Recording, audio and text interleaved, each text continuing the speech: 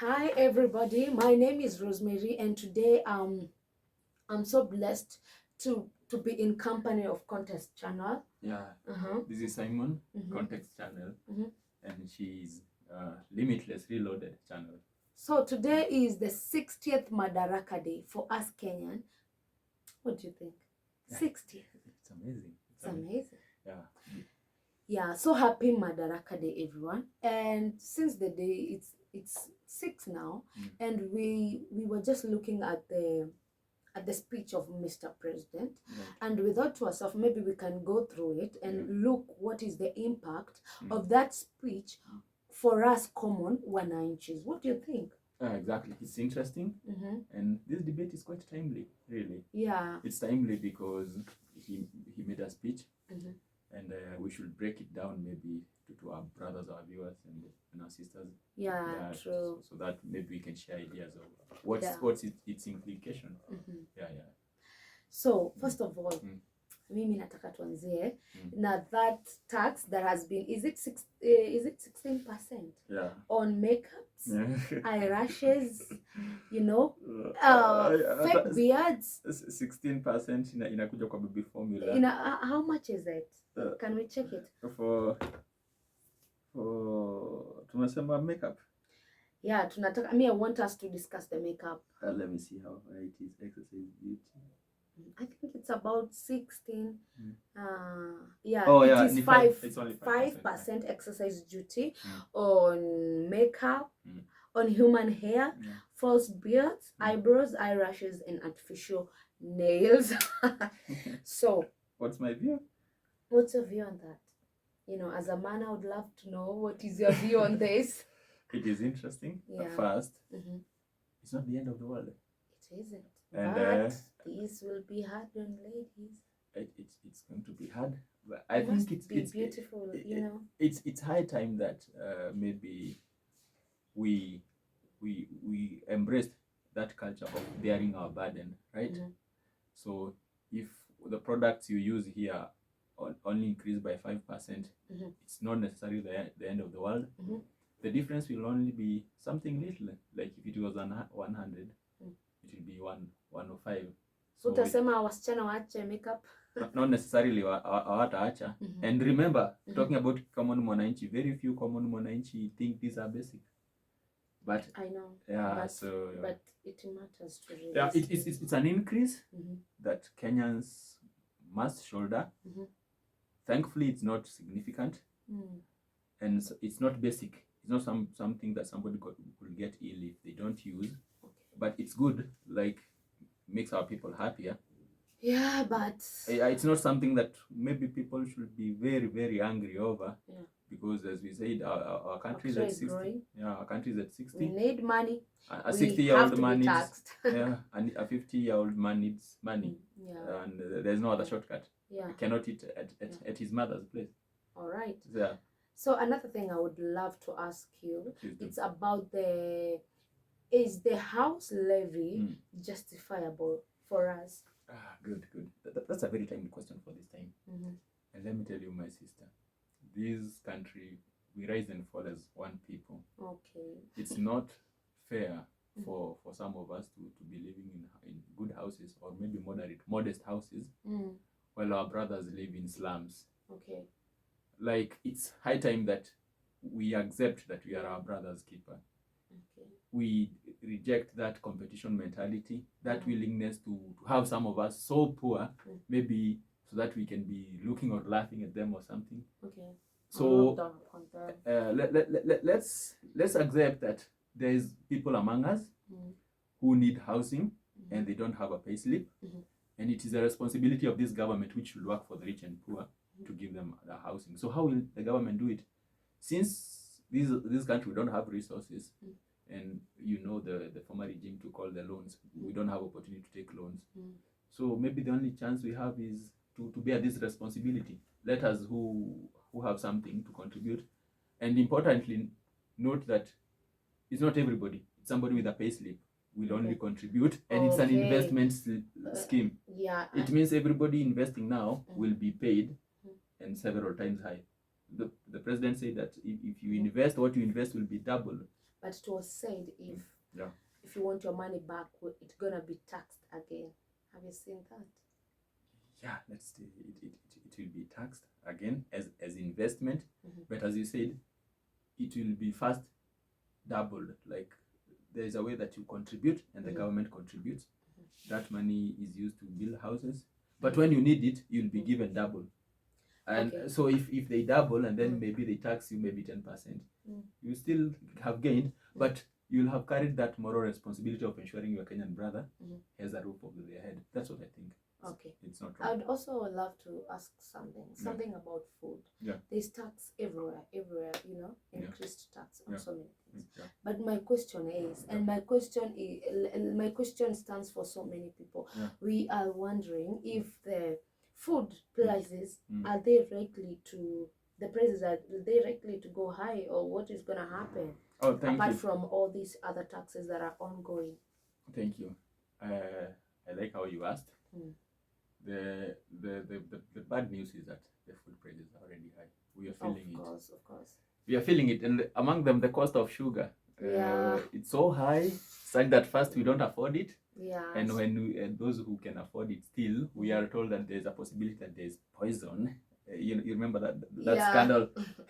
So I don't know how sadistic people can be. I was wondering, are the people in power, do they want us not to consume sugar? What is it? Or do they just want our life to be miserable? But what I'm saying, we are very lucky this country in that this is not a desert country. This is not Saudi Arabia or UAE. Yeah, we don't have so much resources. This is not Chad, where it's a desert. This year that we have had so much good rain. Yeah. I can assure you, and can take this to the bank, the food prices will go down. Okay. Because farmers will start harvesting. Yeah, sure. Yeah. So in few months, those who planted early maturing varieties of food will start harvesting. That will start circulating. Maybe green grams, beans, whatever. And then in 6 months, the maize will mature. Then Kenyans will harvest, and wheat too. So such that the bread will go down. So what I think, things that we have control over, let's say about, we're talking about green grams, beans, and these cereals, kamande and whatever, and then wheat and maize. If our God continues being gracious as He is, it's gonna be abundant. And the rain comes, the rain continue falling. Yeah, we're gonna be that price will go down. So the problem now for me is sugar. We don't understand the game. We don't know any other way that gonna go down. The sugar might never actually decrease. That's scary because it's controlled by things and people we don't know. We are told Kenya produces sugar. Farmers farm cane. But there's magic that is done somewhere that we grow cane, but all sugar mills are falling. You hear Mia's always falling. This one is in debt. This one is in debt. So there's probably corruption, debt, and other and theft and other things like that. In the middle. So we might never know what we might never actually have. So I'm not optimistic with the price of sugar. Me too. I don't think it's gonna decrease anyway. So another thing I would love you to tell me about, it's about the baby formula that has been increased. The cost will be they will increase the cost of baby formula at about 16%. Now, this for me, before even you talk, for me, I feel this already is a sad news to children because, children are being born daily. Women are giving birth daily. And, there is so much that goes on about the production of milk. Okay. Because there are women who struggle producing milk. And so the children have to survive by baby formula. And 16% is quite high. What do you think? Okay, let me recognize your sadness in that by stating it is justified. I won't play it down. And maybe you are a lady. You have those motherly instincts. Likely to become a mother but anytime. Since the invention of baby formula, including the company that invented it, ran into scandal because this thing became that it was not as nutritious as they claimed to be. So it has always been a challenge. they lied to mothers, made mothers to wean off their children, of baby's mother, of mother's milk, to feed, to increase sales of this thing. And ultimately, it had adverse effects on children. Yeah, they brought up very weak children that were prone to so many diseases. And at the end of the day, some died. Yeah, of course. So let me answer this by stating that mother's milk is the gold. It should be the primary way of feeding our children. Yeah. And I sympathize with ladies who cannot produce enough milk. I'm so sorry for them. Yeah. I wish they get other supplemental way of feeding milk to increase the milk production. Yeah. So this baby formula thing, it's sad that it increased by 16%. But again, I want to advise ladies, and I'm not an expert. Yeah. This should to find a way to increase their production, the milk production. Yeah. Find other ways. Yeah. Consult your doctor. Consult those people who can help you. Get enough milk for your baby, because I can almost assure you that this thing called baby formula should not be the primary way of nourishing the children. Baby, it should not be a proper nourishment. Yeah, and mother's milk, remember, it has other things like antibodies. Yeah. Like if you breastfeed your child, you are also making them immune to illnesses, making them strong, such things. So let me not overemphasize. Thank you. Okay, I want us to look the other one that almost affects everything. When it goes up, it's likely things are going to go up. For instance, for example, when fuel and petroleum products go high, you find even eggs, their price has gone high, and you wonder why. And then someone will tell you, those eggs are being transported by a car that is using fuel. I don't get it, but maybe you can tell us more about it. Let me tell you something. I don't understand how sometimes the government works. This is very funny. Yeah. Because the fuel is a primary way is the basic resource used in everything. So you tax fuel, and the cost spreads to everything, to any other thing. Everything. But the problem here, this irresponsibility started with taking irresponsible loans. There is that global bank of thieves called the IMF and other things, and World Bank. They advised the former government to take loans and on the promise that they will tax fuel. So I don't think there is a leeway, but I wish they had, because this is usually a foolproof way of causing recession. If you tax fuel, the economy usually grows slower, because everything else becomes expensive. Yeah, sure. You decrease consumers' purchasing power, then you slow down economy. The only maybe mitigating factor that Ruto is doing that I think will balance that out is that housing levy you were asking me about. In that money will be invested in construction, such that the general economy may slow down because consumers' purchasing power is reduced as they pay more in tax. But at the same time, the government is increasing consumption by paying those construction people. I've had people say that the construction of these houses will include up to 300,000 young people, sometimes up to 1 million. So if you increase an income of 1 million small people, what happens is that small people spend more. All of them will go buying unga, buying beef, buying those small things. So what happens is that they rejuvenate economy.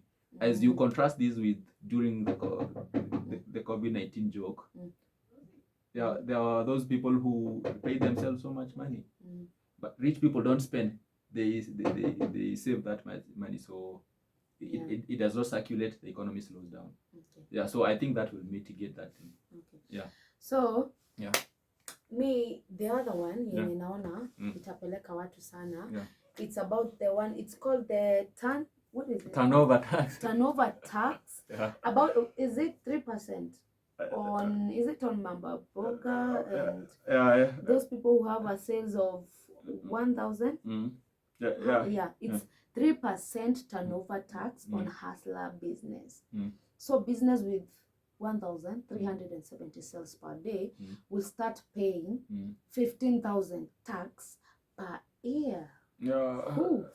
I don't understand even how KRA will be able to verify. How can we watakuwa wanaenda huko mashambani like but I feel something here, and they might be shooting themselves in the foot. let me tell you what I think.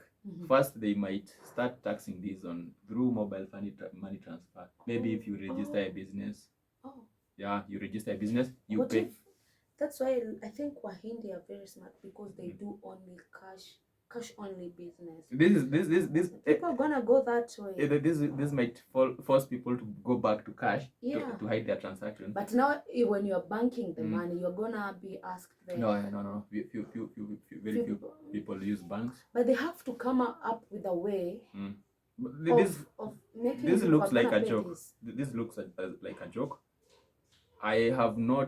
I don't think it is a sound economic policy to tax people on turnover, because turnover is not a profit. You could be turning over money and making losses. So if the government continue to tax you, it pushes you down the slippery slope to hell. Yeah. So I don't know. I don't know if the government is trying maybe to get more access to spy on people or something. It's funny. It shouldn't. I don't know. This is very funny. I wish there was another way of doing it, but taxing turnover. Yeah. It's quite. It's funny. I don't even have a better word for it. Yeah. Let's wait to see if they will be able to tax these. Let's see how they will do it, basically. But taxing turnover, especially for small businesses, I don't know what they were thinking.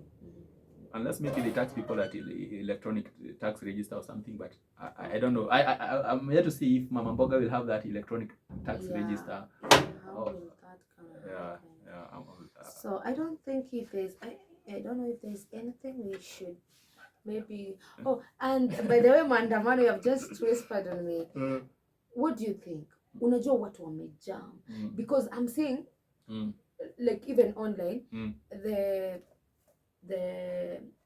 our former prime minister supporters are here telling the UDA, the people who voted for our current president, they're here telling them, oh, kitawalamba, kimeanza kuwalamba, tuliwambia, you know. And even the UDA supporters, actually, they are saying, wow, you know, we are facing the music right now.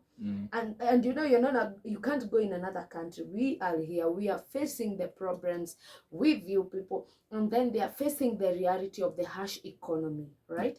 And now I'm wondering if we have been seeing the mandamano that were done only by the who? Raila Odinga supporters. Raila Odinga supporters, right? And now, see, what is the future? Is it likely that the UDA supporters will join the mandamano, you know?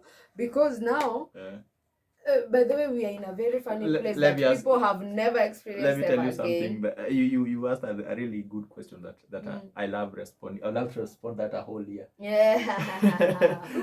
Okay. This mandamano fast is going nowhere. And I have reasons to tell you. First, the initiator set it like a goal. Like he must go to mandamano now, like he's been looking for a reason. Okay. So he's using like snowballing technique or finding for any reason to get to mandamano. And people are not stupid. People like, you know, consistency pays. You cannot tell us that we go to mandamano this time round because you think your victory was stolen.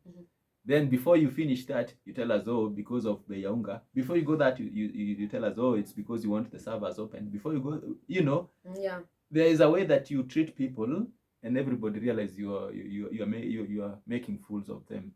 So this mandamano is a dud. It won't go anywhere. It will not go anywhere. What I foresee happening is that maybe he will recruit maybe a gang of 1,000 people.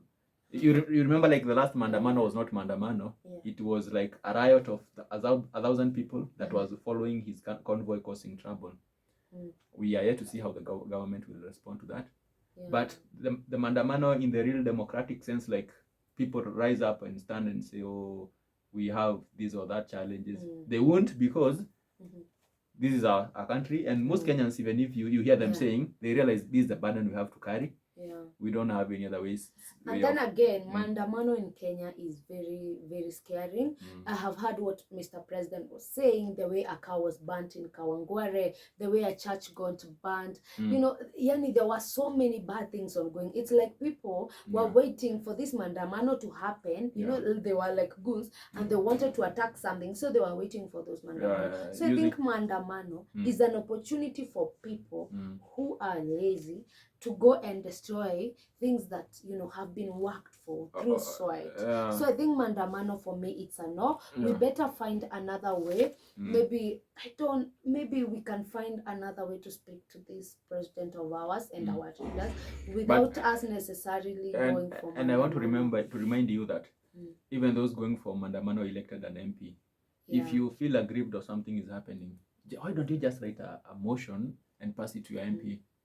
Or maybe write a motion and pass it to an MCA, because so that we become a civil country. We cannot continue behaving like Stone Age tribes. There is no way that destruction of property has been the chief way of solving grievances, and it is risky for one reason. We've noticed that since 2007, maandamanos always affect one people, ban people's business, ban whatever, and what scares me is a moment when those people whose business get banned, those people who lost people during post-election 2008, if one day they decide to take the law into their own arms and defend themselves, I don't think we will have a country. So I like calling upon everybody to be responsible. We all belong here. Na hakuna mtu anahitaji ruhusa ya kukaa Kenya. And me, what I would say, at the end of the day, we should realize that things are changing, not only in our country, but also globally. Economy is harsh on everyone.